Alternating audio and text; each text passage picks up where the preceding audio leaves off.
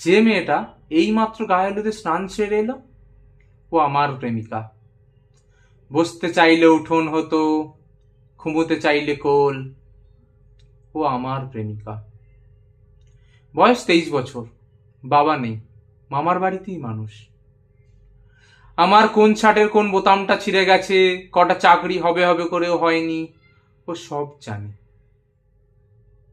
ও জানে আমি কখন বাড়ি ফিরি, মাসের কোন সময়টায় আমার পকেটে টাকা থাকে না, আমার মাথা ব্যথা কোন ট্যাবলেটে ভালো হয়, আর আমার কোন বন্ধু ভালো, কোনটা সুবিধাবাদী, ও সব জানে।